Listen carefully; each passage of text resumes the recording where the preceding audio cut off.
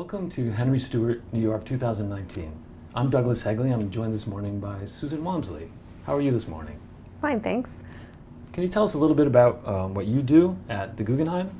Yes, I'm the digital asset manager, and I am in charge of all of the workings of the database, including metadata strategy, taxonomy, file naming conventions, user training, application integrations.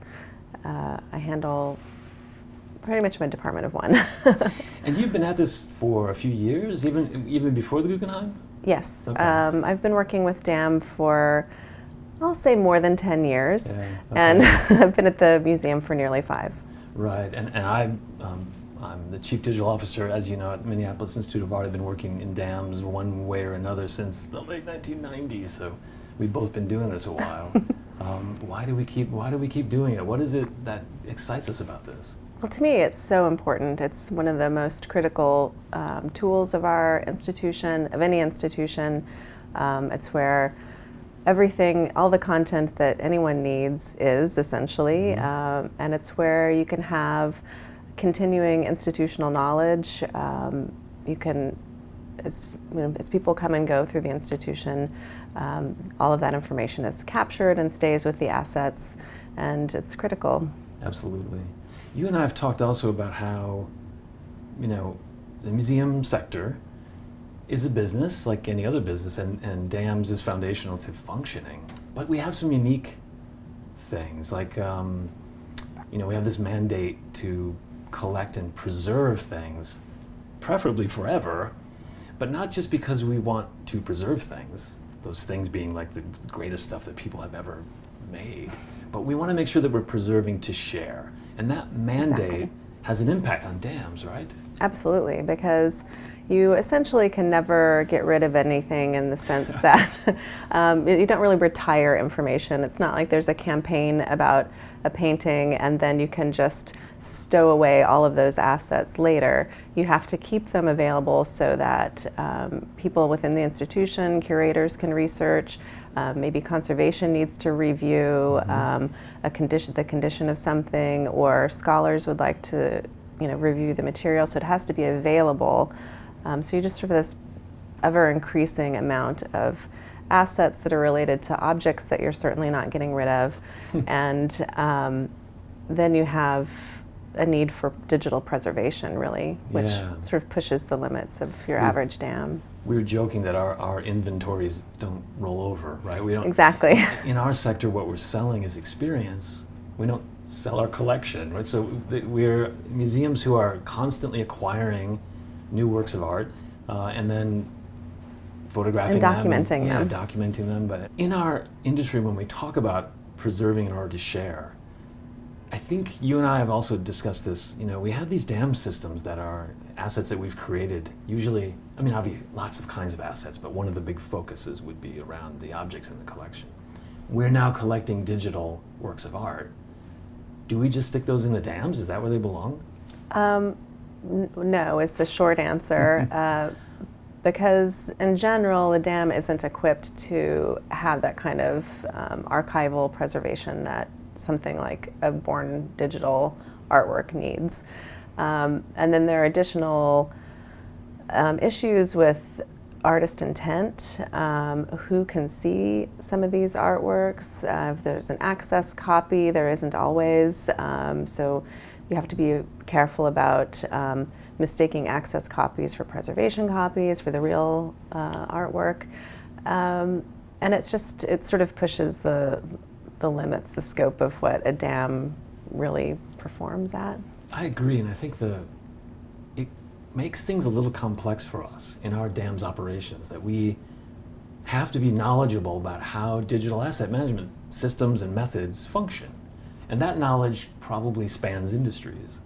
But then you layer in these other concerns, right? And an organization that's not thinking clearly would start cramming digital works of art into DAMs where the marketing people could access it but don't know what it is or how to do and then push it to YouTube. It creates risk for us. Yes. And I think that it's also a common misunderstanding with people who don't necessarily work in the digital asset field, or maybe who are more of an executive position in the institution, to understand what all of the systems really do. And I think that they often mistake the dam as a capital A archive space, which is not the case, although it could push that way. I think, depending on functionality, right? Yeah. Depending on size of organization. Sure. We've also talked about some of the issues that face our sector in terms of dams. I think a lot of museums are still even trying to implement their first dams, and when we do implement dams, there's an adoption problem. I mean, I know that it's so hard to get the tool set. It seems like such an investment to install this fancy software. But then to see that no one's logging in can be sort of frustrating. How do you deal with that? Are people using it at the Guggenheim, and how do you encourage that? Absolutely. We have very high usership, which I'm proud of. And one of my focuses always in any institution I've worked in has been user experience, and trying to make sure that the interface is as intuitive as it can be. I mean, there's some built-in complexity. It's hard people do need some training on what they're looking at, essentially. But being able to find what you're looking for and get to it right away is always my goal. And looking at when you're implementing a system, I think you really need to be smart about your metadata. Talk to people about how they search, what they're searching for. Maybe they search by acronyms, maybe they search for the whole title. You have to be prepared for both, and just sort of pour in as much metadata as you can, but in a smart way. I mean, you can't just have a lot of things that are useless. I mean, the tag of art, for instance, wouldn't be useful in an art museum. Doesn't differentiate. Exactly. You need, works on paper or painting or, whatever. So that's the sort of like building that kind of good strategy about how people search, how they think. What are your institutional acronyms? Right.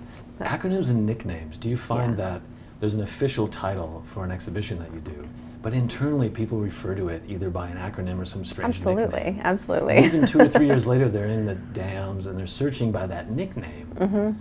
And if you haven't entered that somewhere, they're sort of like, well, I can't find the Jones exhibition. Like, exactly. There was no Jones exhibition. Right? It had a title, but I think what you're talking about is the complexity of including all of those kinds of almost languages in the system. Yeah, and then there's also technical languages. I mean, the conservation department wants to be able to find, they don't necessarily, but they just use more technical terms, and they might want to search for, photomicrographs or something, and maybe somebody else would forget to tag that or something. So you have to talk with everybody and find out how they're searching, and then continue it. I mean, you have to keep up. All the information's still coming in, the assets are still coming in. You have to make sure that people can find them, and it's all metadata driven. Absolutely. Although even if the metadata is great, have you run into this problem? Because we have. I have at every stop. You put an asset in the dams because it's the official asset, and maybe it's a photograph of an object, maybe it's branding materials, logos, whatever it may be. And then 6 months later you search network shares, and there's 70 copies that people have downloaded and stuck into their own file structure. They're so squirreling away there right, for a rainy day when the dam's down. Yeah, so there's something about trust there, I think, that people somehow don't trust the big system that they need training in order to use. They kind of trust their file structure. Exactly. But it's oddly self-defeating for the investment that we put in the dams. Yeah. Do you run searches on that? Do you do any correctives? Is there any approach you have to dealing with that? I don't really. I try hard to focus on people who are excited about the dam to sort of get their colleagues to use it, or there's some people that are just stubborn. They're not going to learn. They're just not going to, and that happens. So I don't worry about them so much. I just try to make sure that everybody knew who's coming in. I feel like there's much more openness about using these kind of systems now, and with each time that we upgrade or improve our system, there's fewer instances of it going down, or that I feel like there's much more reliable than it has been in previous years. So as that continues, I think people will stop stashing. More and more trust. And I think that's a smart approach. We talk a lot strategically about, organizationally, people will spend far too much time trying to get the recalcitrant folks on board when you have the folks who are ready for it. Yeah. And if you focus your attention on those who are already adopting or eager to adopt, you can kind of ignore the naysayers. They'll ask their colleagues too about, how do you do that again, or would you get that? If you have a great crop of well-trained interns, for example, that's who's doing a lot of searching in the dam. So, you get them to learn how to use it, and then that's who they're going to ask. One of the things that I found ironic is that, museums we think of ourselves as these sort of cathedrals of continual lifelong learning. And yet the staff doesn't want to be trained. So it's interesting when you need to train people who don't really like being trained. There's an almost emotional defensiveness to this idea of being trained. One of the tricks that we use is we never use the word training, right? It has to be some kind of collaborative thing, or there's donuts or chocolate or coffee involved in some way, and then you get people in the room, and you kind of train without training. It becomes more of an exercise together. Do you do things like that? Definitely. I try to, in some sort of like quarterly or something, come up with here's some tips and tricks kind of thing. That's usually how I couch it. You're going to learn something new. It's not just the old how to log in. But then also, I do a lot of one-on-one training. I find there are people who, because generally I don't hear from people unless they're having an issue finding something. So then I can hear where it is that the system's failing them. And from there I can see maybe they need a little extra training. A lot of times it's just, I just need to walk them through it on the phone. And it just gives me a little bit more insight into, I should make that button bigger, or I should, clear out this other text over here, or maybe simplify things, or I don't know. So ultimately, I end up doing a lot of, let me stop by your desk and we'll have a look at this together, kind of. And I can do that because our institution's, relatively small. We don't have it's not a huge corporation. So. Right.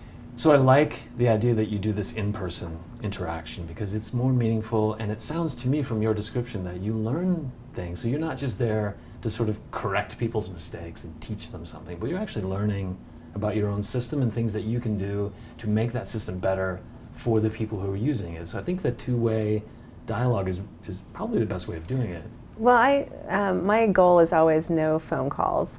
So, so I'm happy to hear where it is that, and maybe and I'm so used to looking at the system that I forget, how, or sometimes there's something where I've, changed something over here and it changes the workspace over there, and I haven't realized it. So I'm always glad to hear from people and hear where the problem is, because generally it is actually an issue of some sort. It's either something's disconnected or it's legitimately a difficult thing to find, and I want to think, I should be tagging that with the acronym or something as well. So exactly. We were talking about this second wave of dams in the museum sector, and I think we define it a little bit differently. So let's talk about that, because you're talk about what you think the second wave has meant, at least for your career in the Guggenheim. Well, I feel like the first wave, I feel like, was sort of everybody getting set up with their dams. I realize not everybody is there yet, but now we're focusing more on how we can integrate the dam into our ecosystem there, and how we can connect it to other systems. And then also, we just have a lot of new file types, or we're focusing more on trying to get more video in. We're producing more video. We are shooting more video. So that's a sort of a new frontier for us, because the file sizes are larger. Our dam does have some out-of-the-box video features, but we could benefit from having a more robust video module. And I feel like we've got this new frontier of technology that people are looking at. They're thinking about augmented reality, they're thinking about 3D modeling, and those are all things that you'll need to store assets someplace. You store information and photographs of things in the dam, and so we're kind of diversifying the file types, I guess. And I think maybe we agree to an extent. I've thought of the second wave. I've seen a lot of museums ditching their original dams and buying a new one. Right. And that path into the new system is informed by a lot of the things that you just talked about, plus what we learned in implementing our first system. Exactly. And the mistakes that we made. Certainly I made some mistakes in sort of cramming way too much data into a dams, like almost the entire collection information management system database dumped into the dams so that people, and then it becomes this kind of shadow system that people are using to search the collection, and it slowed everything down, made a mess of things. Hard to back out of that once you've been there. Possible, but difficult.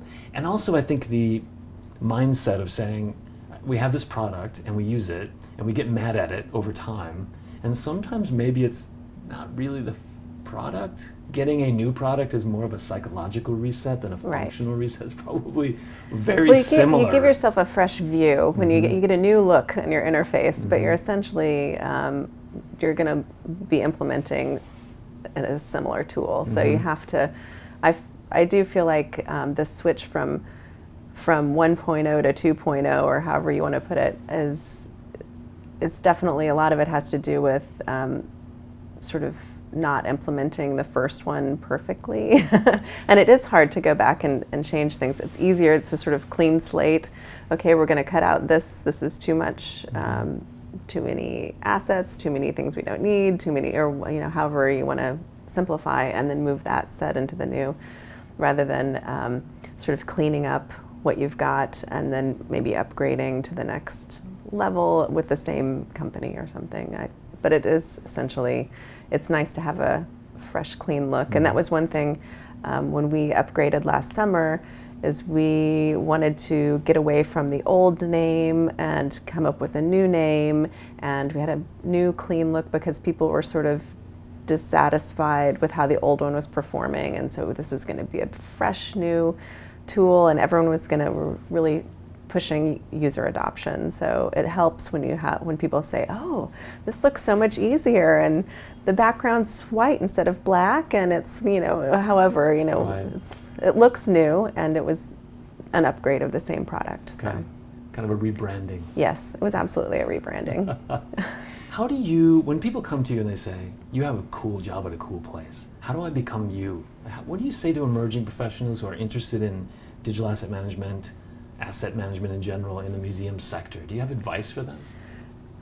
Well, I was lucky to come at it by getting a lot of on-the-job experience at previous companies, and because it wasn't a thing back then, and so I was able to start from the beginning and do some major digitization projects, and move into different types of how do you deal with these assets. I went through a phase of, well, we're going to put our best 500 images on a website, and then it was how do you choose the images, and who's choosing, how long do they stay up, that kind of a mess. And then eventually DAM was developed. I mean, there were these sort of in-house database kind of things, and then there was an enterprise level DAM that was introduced, and so I was lucky to learn all of these things on the job. But I feel like now you can definitely, there's a program that's just started at Rutgers for a degree or a certificate in digital asset management. King's College London has a DAM program. So I definitely feel like the education, it's there. I feel like you can start to learn these things in school, but certainly getting into the museum world as well. I mean, that's just DAM in general. Learning the system. There's so many of them out there. You can get a lot of experience in.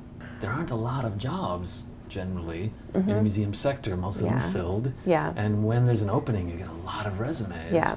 And one of the mistakes that I find people make is they're sort of express a desperation to work in a museum. Okay, yeah. Which isn't really what we're looking for, right? If I'm going to hire a dams manager, I'm looking for a dams manager. Exactly, I'm happy to hire someone who's never worked in a museum. I need the expertise in the system. And I think sometimes people make the mistake of thinking I have to have a museum studies degree or go to a museum program in order to work in a museum. Yeah. Maybe true. Definitely, I don't think that's the case. If you want to work in DAM in a museum, then you know, it's still open as far as you don't necessarily, I mean, obviously there's not really a lot of places to get a degree in DAM, but, you know, getting experience elsewhere, or, you know, I guess library science is a way to come through it. But it's its own animal in a way, so it's just waiting for those job openings, I guess. Yeah. I think what's been fun about operating the dams at MIA is the adventure and the innovation in the asset types, especially in object photography, which has become such an intense technology the past 15 years or so. Yeah. You know, 15 years ago, museums were arguing about whether film was still better than digital, and that was kind of it. Yeah. And now we do this X-ray and infrared and raking light and texture and 3D imaging. It's every time I go into our photo studio, there's something cool going on. Yeah. Is it the same at the Guggenheim? Yes, well, I'm part of the photography department. My position is within the photography department. So I'm in the photo studio most days, and it's great to see all of those amazing masterpieces come through, get photographed. You get to see, sometimes the artists come in and check conditions of things. Sometimes, you know, you have a curator in there deciding if they want to use it in a show or maybe loan it, or, you know, there's all kinds of discussion that goes on about it, and it's exciting to see some things. You know, you have something that's, you know, been taken out of a crate that hasn't seen the light of the studio in a decade or something, and then it's, you know, you really get to see all the treasures of the museum come through. You were there for the unboxing. Yes, that's pretty exactly. Cool. Let's talk about the future. What's next for dams and museums from your perspective? Well, I mean, I feel like now that we, for the most part, I'll just say generally, which isn't exactly true, museums have their dams set up. Now we're looking to see what more we can do, where we can make our workflows easier. I think people are interested in bringing in more rights management modules, licensing information. There's a push for more tracking and watermarking, so you can see where your images have ended up. And I think also, particularly for the museum world, there's a push to make your assets more open for public consumption. And available easier for more scholarship. So that's great, and that's a comprehensive list. I think as you were talking, I'm thinking, what else? Oh, she got that. She got that. She got that. So I think you're on the right track. And we talked a little bit earlier about new asset types, new larger files. And I think the future of dams for us is there's going to be some issue with storage. There's going to be some issue with backup. Absolutely. There's going to be some issue with. We're going to be talking cloud storage more often, I think. And file types that we wouldn't even know about yet. Right? New file types will be invented. If I look at what's happening in the gaming industry and how they're creating these incredibly immersive animations, it's going to be part of our world sooner or later. Absolutely. With augmented reality, virtual reality. So the more flexibility we show, the more agility we show, I think the more successful we can be. Yeah.